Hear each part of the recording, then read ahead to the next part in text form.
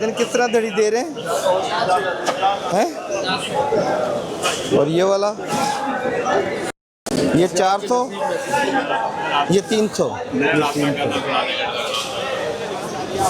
भाईजान किस तरह धड़ी दे रहे हैं आप? भाईजान प्याज की धड़ी किस तरह दे रहे हैं भाईजान? 300 रुपये। 300 रुपये जी।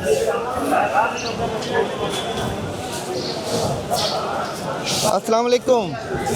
आलू किस तरह प्याज की धड़ी? भाईजान अच्छा प्याज जो है 400 रुपये धड़ी है। 400 रुपये धड़ी है। और ये छोटे वाला 300 रुपये। और आलू 150 रुपये धड़ी है।